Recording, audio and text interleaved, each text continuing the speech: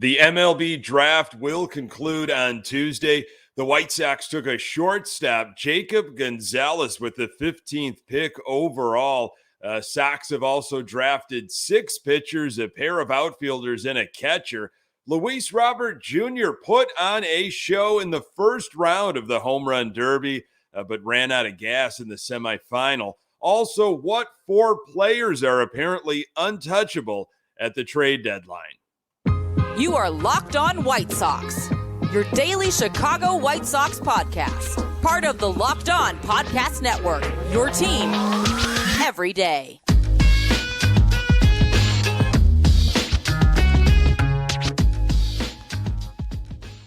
Hey, Sox fans, welcome back to Locked On White Sox. Thank you for making Locked On White Sox your first listen each and every day. We're free and available on all platforms. Follow us on Twitter at Locked On Sox. Also, subscribe to our YouTube channel. Just search Locked On White Sox. Today's episode is brought to you by Game Time. Download the Game Time app, create an account, and use code LOCKEDONMLB for $20 off your first purchase. Last-minute tickets, lowest price, guaranteed. Hey, I'm your host, Nick Morawski, a lifelong, die-hard Chicago White Sox fan, recording this podcast just blocks from the ballpark in beautiful Bridgeport. You can find me on Twitter at Nick_GGTB.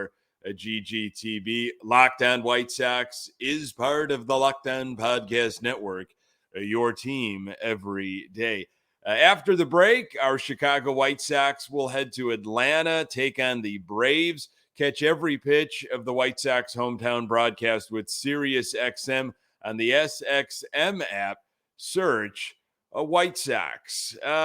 Bit of an opportunity here to maybe forget about that 38-54 record, but I don't know. If you're anything like me, you can't forget about it. Maybe you just take a break from it and focus on what the Sox have done in the draft and the Home Run Derby, which was fun. Wish Luis Robert Jr. just had a little bit more gas in the tank there, but what a first round. We'll talk about it later in the episode. And John Heyman weighed in on what players might be untouchable at the trade deadline for the White Sox. But first things first, the MLB draft, of course, started on Sunday, continued on Monday, and will wrap up on Tuesday. And, listen, I've talked about it on this podcast. I'm not going to claim to be an expert on the prospects on these young guys down on the farm or in college or, whatever might be coming our way to 35th and Shields. I tried to pay attention, during the rebuild. And, I think everyone got excited about what was, the potential, these draft picks and I got really frustrated when, some of these guys just did not pan out. I know things are done maybe a little bit differently, but, the experts are guys like James Fox with Future Sox and Ian Eskridge and Danny Miller over there at White Sox Daily. They do some outstanding stuff with the young guys and what's happening and what could be in the future. So, the biggest thing is the first pick, right? The 15th overall. And, maybe there's some other promising, arms. I know the Sox took 6 arms, but there could be some other promising guys that possibly emerge, down the line. But again, I've been burned a little too much on what has happened over the last few years with what the White Sox did or did not do. To heavily invest too much in the MLB draft, but here's the black and white of it. Sox completed the second day, rounds 3 through 10 of the first year player draft, selecting 6 pitchers, 3 right-handers and 2 left-handers, 2 outfielders and 1 catcher. The White Sox selected shortstop Jacob Gonzalez from the University of Mississippi with the organization's first pick, 15th overall, and right-handed pitcher Grant Taylor from Louisiana State University with their second pick, 51st. The 2023 draft rounds 11 through 20 will conclude on Tuesday beginning at 1 p.m. Central. So here's what the Sox have done so far. With their first pick, Jacob Gonzalez, shortstop out of University of Mississippi. Then the Sox took Grant Taylor with their second pick, right-hand pitcher, Louisiana State. Third pick, Seth Keener, a right-handed pitcher from Wake Forest University. Fourth pick, Calvin Harris, a catcher out of University of Mississippi. It's good to see a catcher selected, in my personal opinion. Christian Oper, left-handed pitcher from Gulf Coast State College. Sixth pick, Lucas Gordon, a left-handed pitcher from University of Texas. Hometown boy, George Wolko, outfielder out of Downers Grove North High School. Eighth pick, Eddie Park, outfielder out of Stanford University. Ninth pick was Jake Peppers, a right-handed pitcher, Jacksonville State University. And then Zach Franklin, their 10th pick, right-handed pitcher of University of Missouri. Sure, I butchered some of those names. James Fox hopefully will join the podcast later this week to correct me on all those pronunciations and weigh in on his thoughts on how the White Sox did with this draft, this 2023 draft. Here's what Jacob Gonzalez said. Lamont Pope of the Chicago Tribune had the article recently. Here's Gonzalez. They were my best meeting at the Combine, Gonzalez said during a video conference on Sunday. When I met with the White Sox, they were the only team to show video of my swing, and they were very interested on the video. They wanted to know what I was going to try to do they wanted to know what I was trying to do in it and what they can see I did with my swing. It meant a lot, he said. It's a small step in the long run, but it feels nice to get going in the journey. I felt like I got a little bit trolled by the A's pick at number 6 when they said Jacob Wilson. I got my hopes up for half a second, but it was good. I had my friends and family surrounding me. They were all really supportive and very excited for me. Jacob's an elite left-handed hitter. Sox director of amateur scouting Mike Shirley said, it's bat control. He doesn't swing and miss a lot. He controls the strike zone. We think the power is going to continue to evolve with him. Couldn't be more excited to land him. Gonzalez, 21 years old, earned second team All SEC honors this year after starting all 54 games at shortstop and leading the Rebels in doubles with 18 and walks with 35. He finished second on the team in batting average, 327, on base percentage, 435, and had 51 RBIs.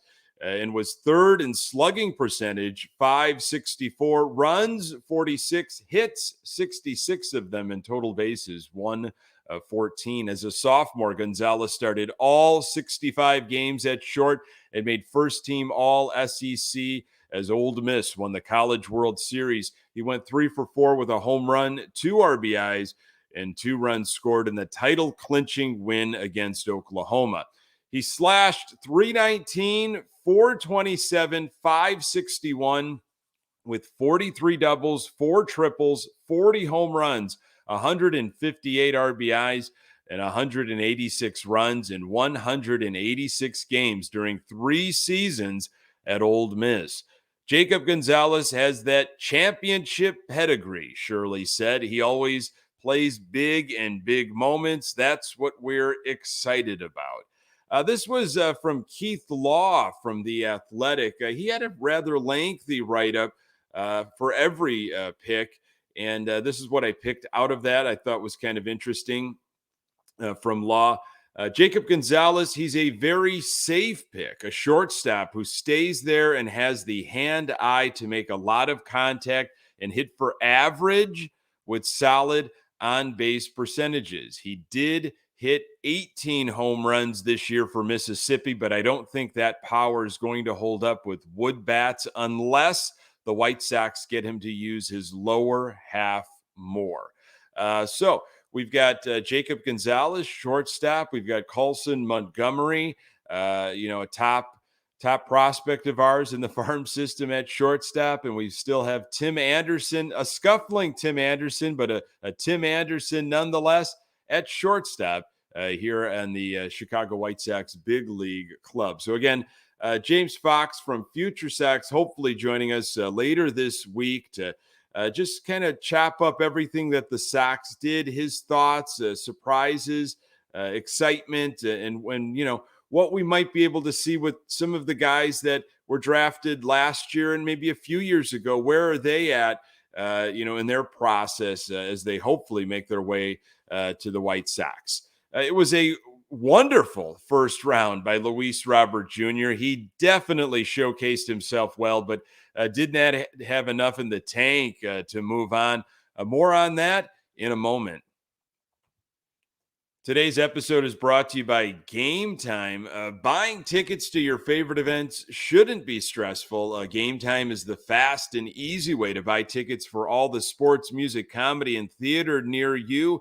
With killer deals on last-minute tickets and their best price guarantee, you can stop stressing over the tickets and start getting hyped for the fun you'll have. Game Time is the place for last-minute ticket deals. Forget planning months in advance. Game Time has deals on tickets right up to the day of the event. Get exclusive flash deals on tickets for football, basketball, baseball, concerts, comedy, theater, and more. The Game Time guarantee means you'll always get the best price. If you find tickets in the same section and row for less, Game Time will credit you 110% of the difference. Snag the tickets without the stress with Game Time. Download the Game Time app, create an account, and use code LOCKEDONMLB for $20 off your first purchase. Terms apply. Again, create an account and redeem code LOCKEDONMLB for $20 off. Download Game Time today. Last minute tickets, lowest price guaranteed. Our Chicago White Sox face off against the Atlanta Braves in Atlanta on Friday. Catch every pitch of the White Sox hometown broadcast with SiriusXM on the SXM app. Search White Sox. The Braves Stadium out there in Atlanta, Truist Stadium, I think that's what it's named. I could be way off. I have not been to that one. I've heard great things about it. Pretty bummed. I was going to try to make that trip. It just didn't work out. But where the All-Star Game and Home Run Derby and all the festivities held out in Seattle, I have been to that ballpark. That is a beautiful ballpark. It's well with your trip out there. A lot of fun things to do around the area. And if you're a coffee drinker like myself, you will be in heaven out there in Seattle. The Home Run Derby, exciting. I remember, man, as a kid, we would be out, trying to play baseball until we absolutely couldn't see this, the stereotypical, once the street lights came on, you got a little bit of light, but then it was kind of time to run home, catch the Sox game, or in this case, the Home Run Derby. So you'd race home, and it was always an absolute blast. And that was when, in my mind, Sports Center was king. And so, and you didn't have the access to players like we do now. You saw what you saw on the highlights for Sports Center in the morning, and of course, I was really into trading baseball cards, so you saw that, but you didn't have anywhere near the access like you do now of players all over the entire league. So really enjoyable stuff. Hometown hero could not pull it out. But our guy, Luis Robert Jr., I thought he had one heck of a first round. He really did well for himself. And then I think maybe a little bit of experience or lack thereof played in. But it was Robert Rutschman in the second matchup. So they were the second matchup to go on Monday night. Rosarena was in the first round. He had 24, which was the high water mark. So Rutschman went first. Man, he has got a sweet, easy swing. We've seen a little bit of him when they've come in from Baltimore, when we have gone there, and he has done damage against the White Sox. He put on a show. He had 27 home runs, and then he went, with his extra time, he went from hitting lefty to then hitting righty, and he was mashing the ball as a righty. And I think they were talking about on the telecast that it's a little bit more, it may be easier to hit from the left-handed spot. And I think he was the only lefty in the Derby. But that was pretty impressive. I mean, he had that easy swing from lefty, and then he just switched, and he was crushing it. Had his father pitching to him, which was a really cool story. And then it was Luis Robert Jr.'s turn. Robert, 13 home runs, and then took his timeout with a minute 27 left. He has such an easy swing. I mean, I had a problem following some of the home runs. It was like they were focusing on the swing, and then you kind of caught a little bit of delay on they had the split screen going on. I just watched it on ESPN of where the balls were landing, and I don't think it was necessarily matching up in real time to the swing, so I couldn't see. It was tough to keep track of how far these baseballs were traveling. So there were, you're able to do it on an MLB app and all that kind of stuff, but in real time, it looked like he just was kind of going through the motions, but the ball was flying off of his bat. And I don't think they gave him a lot of love in the pregame for the home run derby.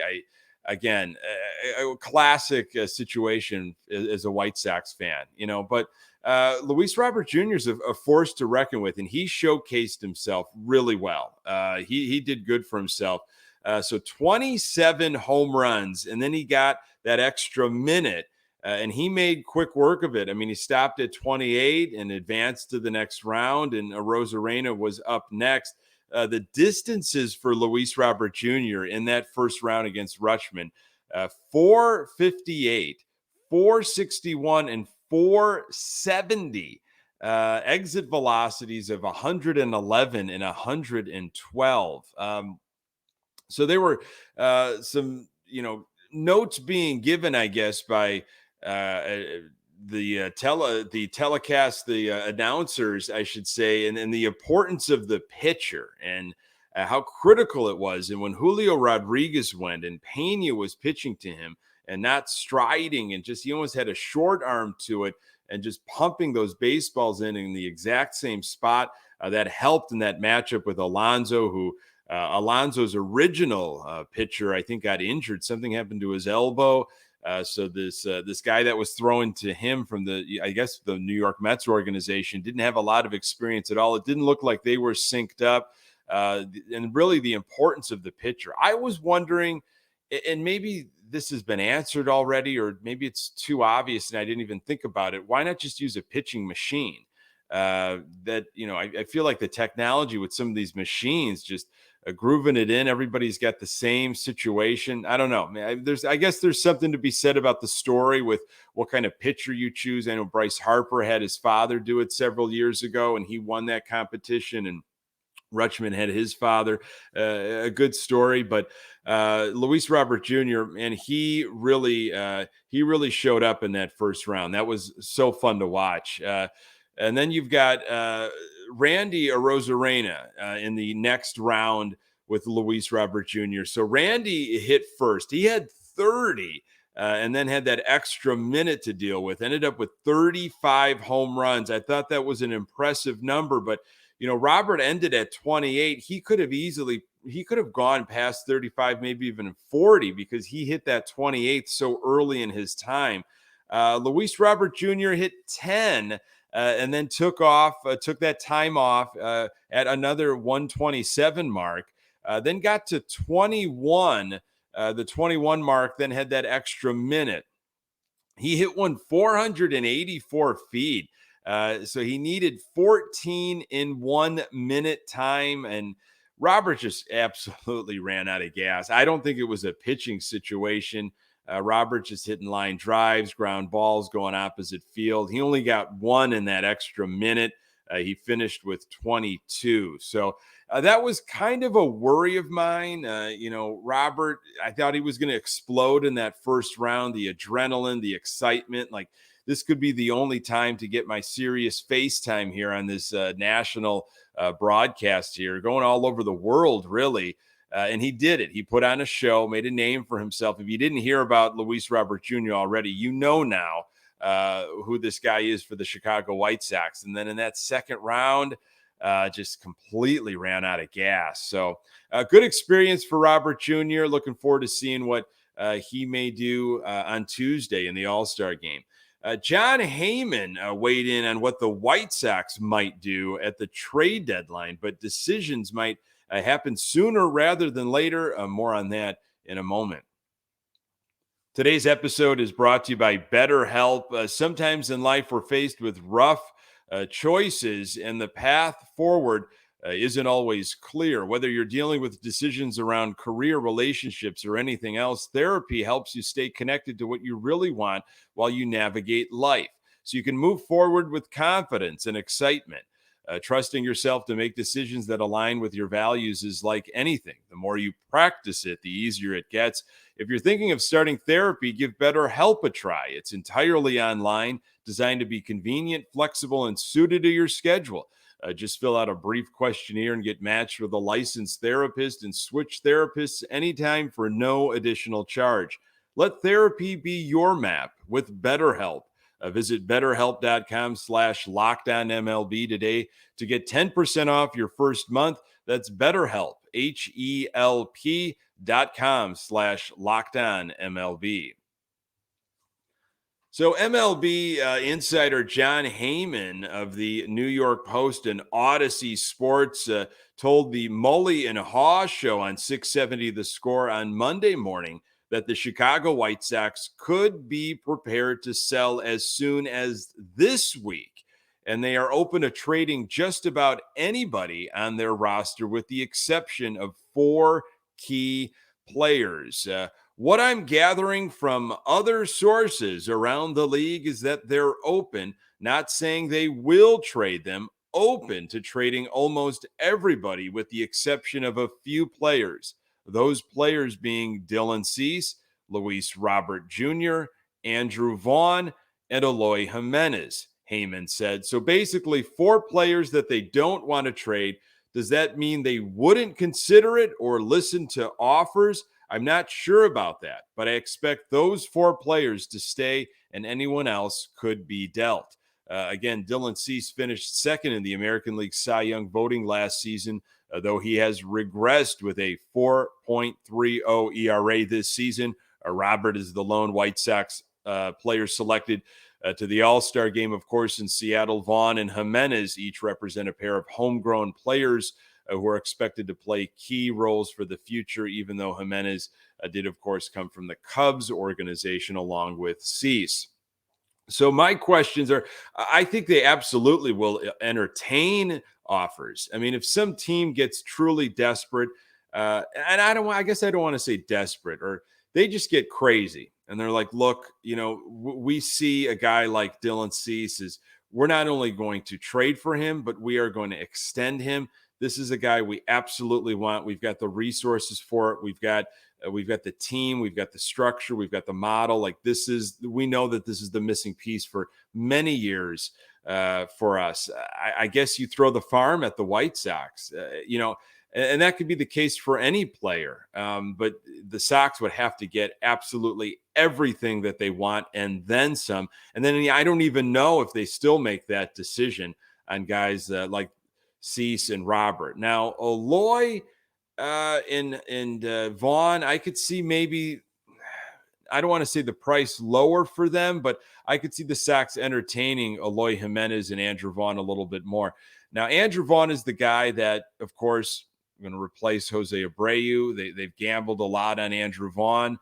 His first year playing his natural position, hasn't really had that pop, that power, all of the stuff that we thought he was going to have. And really nobody has except for Luis Robert as of late now. That wasn't always the case, of course, at the beginning of the season, but I would say for the lion's share of the first half, it's been Luis Robert Jr. and just about nobody else, aside from guys like, Zach Remillard having these flashes and Jake Berger, and Romy Gonzalez was hot for a couple days. So I don't know. I think they hold on to Andrew Vaughn. I really do. Eloy Jimenez is an interesting one. I mean, is he your future right fielder or is he your DH? What's happening with Oscar Colas? And maybe I want to check in with James Fox on that as well later this week. Is Oscar Colas your guy? Because Eloy Jimenez doesn't want to be a DH. He said it. He's preached it. He continues to say it. And I don't think he's going to want to be a DH next season. He's going to say the same thing. So if he's not happy and you're confused of where you're going to play him, do you really entertain offers on Eloy Jimenez, or you say there's no way we're not moving Eloy Jimenez? And this is where I would say is he stays. Eloy Jimenez stays. He's going to be a DH. He'll play right field every now and then, but his bat is too valuable when he is healthy, which we hope is something that stays now in this second half. So interesting stuff. I mean, nothing new from Heyman and the stuff that I mentioned in the previous episode about Bob Nightingale. I mean, again, these aren't terribly new things. I think Giolito is going to be gone, and I do think someone's going to make an offer on Lance Lynn. Now, if the Sox are asking for a high price on Lance Lynn, I don't know why there should be a high price on Lance Lynn. Maybe somebody just gets desperate because there is a need for starting pitching, and some teams like maybe Baltimore or the Cincinnati Reds or these teams that they realize, hey, this could be it for us. I think we're going to really make a run here. We need one extra arm. But I think even then you're not paying a ridiculous amount for a guy like Lance Lynn. But he should have 3 more starts before the trade deadline. Giolito should have 2 or 3 more starts, and it's all about showcasing at this point. So again, we'll see. But interesting stuff about maybe this week. Maybe there could be a deal this week during All-Star break. That would be really interesting. So you got the All-Star game on Tuesday in Seattle. Always it brings back a lot of memories. Boy, do I remember those games. And of course, when they were wearing their own uniforms, there weren't these specialized All-Star game uniforms. And you'd then the next day you'd go out and gather all your friends and some sandlot baseball, and you try to mimic what you saw in the home run derby, setting up lawn chairs, and all this stuff to create an outfield wall on the street in somebody's backyard, wherever you could be. This was always a fun week. And so looking forward to see what Dusty Baker does and when he can get Luis Robert Jr. In the game on Tuesday. Folks, thank you so very much for making this podcast part of your daily routine. You can find the Locked On White Sox podcast absolutely everywhere you find your podcast. We are on Twitter at Locked On Sox. You can find me on Twitter at Nick_GGTB. Don't forget to subscribe to our YouTube channel and get any questions or comments you might have. Either it's for James Fox on the draft or anything in general about this first half of baseball. You can do that at lockedonsox@gmail.com. White Sox take on the Atlanta Braves on Friday. Catch every pitch of the White Sox hometown broadcast with SiriusXM on the SXM app. Search White Sox. Thanks for making Locked On White Sox your first listen every day. Hey, everydayers, you know who you are. On the next episode, I'll recap what Luis Robert Jr. did in that All-Star game, and we'll talk a little White Sox baseball, recap some of the last day of the draft and beyond. Appreciate you making time for the Locked On White Sox podcast. I'm Nick Morawski. Until next time, go Sox.